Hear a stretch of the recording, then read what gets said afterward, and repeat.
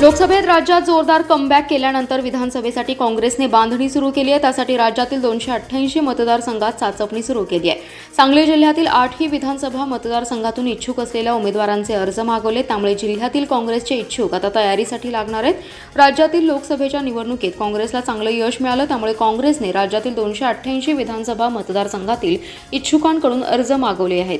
लोकसभा निवडणुकीवेळी महाविकास आघाडीच्या जागा वाटपात सांगली लोकसभेची जागा काँग्रेसला हवी होती, मात्र ही जागा काँग्रेसला मिळाली नाही। तरी देखील विश्वजित कदम यांच्या नेतृत्वाखाली खासदार विशाल पाटील, जिल्हाध्यक्ष विक्रम सावंत, जयश्रीताई पाटील, पृथ्वीराज पाटील या 5 नेत्यांनी जिल्ह्यात काँग्रेस पक्षाची एकी केली। अपक्ष म्हणून विशाल पाटील लढले आणि निवडून आले। मतदारसंघातील 6 पैकी 5 मतदारसंघात खासदार विशाल पाटील यांना मतधक्के मिळाले, त्यामुळे काँग्रेसचा आत्मविश्वास वाढलाय। पलूस, कडेगाव व जत विधानसभा मतदारसंघात सध्या काँग्रेसचे विद्यमान आमदार आहेत। सांगली देखील काँग्रेसचा मतदारसंघ आहे। या ठिकाणी काँग्रेसचे शहर जिल्हाध्यक्ष पृथ्वीराज पाटील आणि जिल्हा मध्यवर्ती बँकेच्या उपाध्यक्ष जयश्रीताई पाटील इच्छुक आहेत। खानापूर आटपाडी मतदारसंघातून डॉक्टर जितेश कदम इच्छुक आहेत। याचबरोबर मिरज विधानसंघावर देखील काँग्रेस दावा करण्याची शक्यता आहे। काँग्रेस पक्षाने आता इच्छुकांचे अर्ज मागवलेत। 10 ऑगस्टपर्यंत अर्ज दाखल करण्याची अंतिम मुदत आहे। जिल्हा काँग्रेस कमिटीकडून प्रदेश काँग्रेसला अर्ज जाणार आहेत, त्यामुळे कार्यकर्ते देखील आता रिचार्ज होणार आहेत। कृष्णा नदीवरील बंधाऱ्यावर मैत्रिणींसह सेल्फी काढताना पाय घसरून एक तरुण पाण्यात वाहून गेलाय। सदरची घटना आज सकाळी 9 वाजण्याच्या सुमारास घडली आहे। मोईन गौसपाक मोमीन असं बेपत्ता झालेल्याचं तरुणाचं नाव आहे। घटनेची माहिती मिळताच सांगली शहर पोलीस, जीवरक्षक टीम, महापालिकेच्या अग्निशामक दलाने धाव घेत शोध मोहीम सुरू केली। सायंकाळपर्यंत त्याचा नदीपात्रात शोध घेतला, पण त्याचा ठाव ठिकाणा लागू शकला नाही। आता उद्या सोमवारी पुन्हा शोधकार्य राबवलं जाणार आहे। मोईन मोमीन हा बॉक्सर प्रशिक्षक आहे। तो आई वडिलांसह हनुमाननगरमध्ये राहतो। रविवारी सकाळी तो मैत्रिणीसह कृष्णा नदी काठावर गेला होता। जिल्ह्यात संततधार पाऊस सुरू असल्याने कृष्णा नदी तुडुंब भरली आहे। नदीतील बंधाऱ्यावरून सांगलीवाडीच्या बाजूने तो मैत्रिणीसह चालत येत होता। मोबाईलवर सेल्फी घेताना मोमीनचा तोल गेला, तो नदी पात्रात पडला। मोईन हा पट्टीचा पोहणार आहे, तरीही पाण्याचा वेग अधिक असल्याने तो पाण्यासोबत वाहून गेला। त्याला पाण्याबाहेर येता आलं नाही। मैत्रिणीने आरडाओरड केला। काहींनी बंधाऱ्याकडे धाव घेतली, तोपर्यंत मोईन दूरवर गेला होता। मैत्रिणीने मोईनच्या घरी जाऊन घडलेला प्रकार सांगितला। नातेवाईकांनी नदीकाठावर धाव घेतली। शहर पोलिसांनाही तरुण वाहून गेल्याची माहिती मिळाली। पोलिसांचं पथकही कृष्णा नदीकाठी आलं। Ayush helpline team, special rescue force, महापालिका अग्निशामक दलाच्या जवानांना बोलवण्यात आलं। त्यांनी बोटीतून मोईनचा शोध घेतला, पण सायंकाळपर्यंत त्याचा ठाव ठिकाणा लागला नव्हता। अंधार झाल्याने शोधकार्य थांबवण्यात आलं। आता सोमवारी सकाळी पुन्हा शोधकार्य हाती घेतलं जाणार आहे।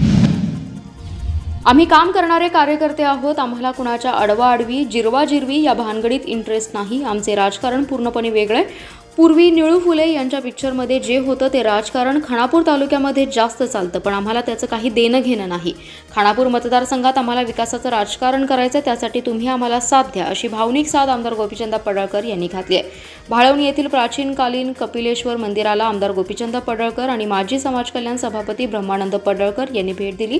यावेळी भाळवणी ग्रामस्थांच्या वतीने आमदार गोपीचंद पडळकर आणि माजी सभापती ब्रह्मानंद पडळकर यांचा सत्कार करण्यात आला। कपिलेश्वर मंदिर हे प्राचीनकालीन महादेवाचं मंदिर गावातील सर्व गावकऱ्यांनी पुढाकार घेऊन लोकवर्गणीतून उभा केले।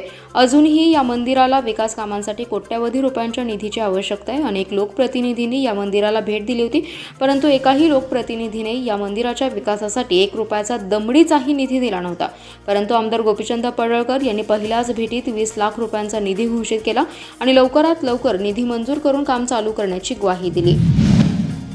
पश्चिम महाराष्ट्रात पहिले सहकार चळवळ वाढवण्यामध्ये वसंतदादा पाटील, राजाराम बापू पाटील, सगऱ्यांना यांनी सहकार चळवळ सुरू केली आणि सहकाराचे जाळे निर्माण केले। सहकार वाढवण्यामध्ये त्यांचा मोठा वाटा आहे। सहकारातून समृद्धी आणण्याचं काम त्यांनी केले। सर्व संस्थांनी सक्षमपणे शेतकऱ्यांच्या पाठीशी उभं राहिलं पाहिजे, तसेच सर्वसामान्यांनाही त्याचा लाभ मिळाला पाहिजे। विना संस्कार नाही सरकार आणि विना सहकार नाही उद्धार। सहकारातूनच समृद्धी येईल। सहकार चळवळ ही टिकली पाहिजे। काही संस्थांच्या अडचणी असतील तर शासन त्यांच्या पाठीशी उभं राहील, असं प्रतिपादन पालकमंत्री सुरेश खाडे यांनी केलंय। आंतरराष्ट्रीय सहकार दिनानिमित्त जिल्हा उपनिबंधक सहकारी संस्था सांगली तसेच सहकार भारती सांगली जिल्हा यांच्या संयुक्त विद्यमानाने आयोजित केलेल्या कार्यक्रमात पालकमंत्री खाडे बोलत होते। खाडे म्हणाले, शहरी आणि ग्रामीण भागात सहकार चळवळीमुळेच समृद्धी आली आहे। सहकारातून सर्वसामान्यांचा आर्थिक विकास होण्यास मदत होते। बऱ्याच संस्था या सक्षमपणे चालल्या आहेत। काही सोसायट्या सक्षम सक्षम होऊन आपल्या स्वतःच्या इमारती बांधत आहेत. शेतकरी ताकदवान झाला तर सहकार चळवळ मोठी होण्यास मदत होते. सोसायट्यांमध्ये पारदर्शकता ही महत्त्वाची आहे. जे काही पतसंस्था डबघाईला आले त्यांनाही मदत केल्यास सक्षम होऊ शकतात. आम्ही सहकाराबरोबरच आहोत. संस्था सक्षम कशा होतील याबाबत निश्चित प्रयत्न करूया, असंही पालकमंत्री खाडे म्हणाले. गेल्या 15 दिवसांपासून दडी मारलेल्या पावसाचे रविवारी पुनरागमन झाले असून दुपारपासून सांगली मिरज शहरासह विविध भागात दमदार पाऊस झालाय. मात्र पश्चिम भागातील चांदोली कोयना धरणाच्या पाणलोट क्षेत्रात मुसळधार पाऊस पडत असून कोयन्याचा 28% तर चांदोलीचा पाणीसाठा 46% पोहोचलाय. कोखरूड रेटरे बंधारा पाण्याखाली गेल्याने शिराळा शाहूवाडी मार्ग बंद झालाय. जूनच्या मध्यापर्यंत समाधानकारक पाऊस झाल्यानंतर दीर्घ विश्रांती घेतल्याने पिकांची अवस्था कठीण बनली होती. मात्र रविवारी दुपारपासून पावसाने दमदार हजेरी लावल्याने खरीप पिकांना जीवदान मिळाले. जत कवटेमंकाळ तालुक्यात पावसाने ओढ दिल्याने पिके उन्हाने करपू लागलेत. जतमध्ये पाऊस अद्याप समाधानकारक नसला तरी हवा बदलल्याने खरीप पिकांची अवस्था सुधारण्यास मदत होणार आहे. चांदोली परिसरामध्ये अतिवृष्टी आणि दमदार पावसाने या परिसरातील सर्व धबधबे प्रवाहित झाले असून ते पर्यटकांसाठी साद घालतायत. वारणा नदी आणि मोरणा पावसाच्या पाण्याने प्रवाहित झाले आहेत. डोंगर दऱ्या खोरी हिरवाईने नटल्या असून धबधबे सुरू झाले असल्याने पर्यटकांची गर्दी वाढू लागली आहे. दुधाला 40 रुपये प्रति लिटर दर मिळावा या मागणीसाठी दूध उत्पादक शेतकरी संघर्ष समितीच्या वतीने 15 जुलैला विटा तहसीलदार कार्यालयासमोर आंदोलन करण्याचा निर्णय बैठकीत घेण्यात आलाय. दूध उत्पादक शेतकऱ्यांची बैठक बलवडी येथे झाली. या बैठकीत आंदोलनाचा निर्णय झाला. राज्य सरकारने दुधाला 30 रुपये भाव सहकारी आणि खाजगी संघांनी द्यावा व सरकार 5 रुपयांचं अनुदान देईल याप्रमाणे 35 रुपये भाव देण्याचा शासन आदेश काढलाय. मात्र राज्यातील 74% दूध खाजगी दूध संघांच्या वतीने संकलित होतं. खाजगी दूध संघांना असा भाव देण्याबाबत बंधन घालण्याचा कोणताही अधिकार कायद्याने शासनाला नाही. त्यामुळे शासन आदेशाची अंमलबजावणी होत नाही. शासन आदेशाची खाजगी दूध संघ अंमलबजावणी करतील याची शक्यता नाही. सरकारने 5 रुपये प्रति लिटर अनुदानाची घोषणा केली आहे. मात्र मागील वेळीही अशा प्रकारचं अनुदान देण्यात आलं. ते केवळ राज्यातील 20% शेतकऱ्यांपर्यंत पोहोचले. अटी शर्तींमुळे बहुतांशी शेतकरी या अनुदानापासून वंचित राहिले. त्यामुळे आता अनुदान नको, कमीत कमी 40 रुपये भाव शेतकऱ्यांना द्या अशी मागणी आहे. या मागणीसाठी विटा तहसीलदार कार्यालयासमोर आंदोलन करण्याचा निर्णय बैठकीत घेण्यात आलाय. बैठकीला कॉम्रेड उमेश देशमुख, ज्योतिराम जाधव, सुहास जाधव, सुरेखा जाधव, विपुल माने, महादेव जाधव आदी जण उपस्थित होते. जत नगर परिषदेच्या चतुर्थ वार्षिक कर आकारणीला राज्य सरकारने स्थगिती दिली असल्याने त्याचे सध्या जतमध्ये राजकारण सुरू असल्याचे दिसतं. पण स्थगिती म्हणजे कर वाढीवर शाश्वत उपाय नसून आजचे मरण उद्यावर ढकललं असल्याचं मत युवा नेते विक्रम ढोणे यांनी पत्रकार परिषदेत मांडले. राज्य शासनाने विधानसभा निवडणुका डोळ्यासमोर ठेवून राज्यातील प्रशासक असलेल्या अनेक नगरपालिका आणि महापालिकेच्या चतुर्थ वार्षिक कर आकारणीला महाराष्ट्र नगर परिषद, नगरपंचायती आणि औद्योगिक नगरी अधिनियम 1965च्या कलम 169 अंतर्गत अपीलीय समिती अस्तित्वात नसल्याने तात्पुरती स्थगिती दिली आहे. पण विधानसभा निवडणुका डोळ्यासमोर जतमध्येही भाजप, काँग्रेस, लोकप्रतिनिधींसह पदाधिकारी जत करांची दिशाभूल करत आहेत.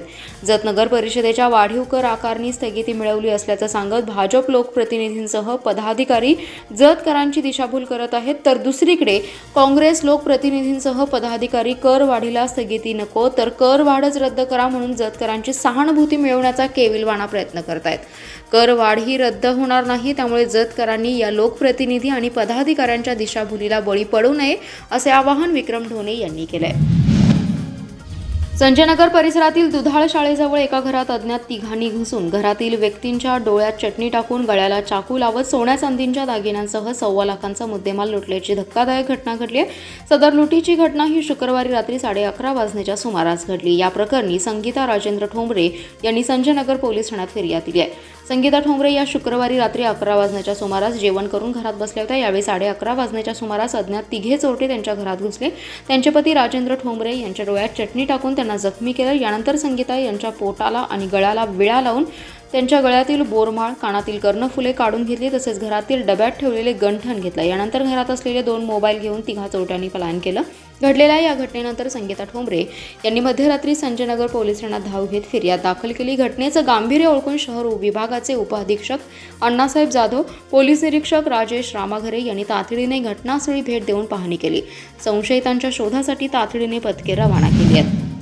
विटातील शिवमल्हार डोंगर पायथ्यावर हरित विटा अभियानाच्या सदस्यांनी आणि चिमुकल्यांनी उत्स्फूर्तपणे सहभागी होत 100 जंगली झाडांचं वृक्षारोपण केले।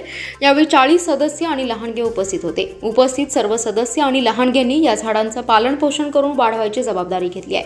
या वृक्षारोपण मोहिमेत लहानग्यांचा उत्साह खरंच वाखाणण्याजोगा होता। या लहानग्यांनी प्रत्येक रविवारी आपल्या पालकांना घेऊन पाणी घालून ही झाडे जगवण्याचा निर्धारच केलाय। लहानपणीच वृक्ष संवर्धनाचं महत्त्व या मुलांना पटवून देण्याचा हा प्रयत्न यशस्वी होताना दिसतोय। मागील 2 रविवारी देखील असंच काही शालेय विद्यार्थ्यांना घेऊन 200 झाडांचं वृक्षारोपण करण्यात आलं होतं। असाच हा उपक्रम पुढील काही आठवडे सुरू ठेवून मुलांना लहानपणीच दिशा देण्याचं कार्य करण्यात येणार असल्याचे या प्रसंगी हरित विटा अभियानाचे सदस्य माधव रोकडे यांनी सांगितलं।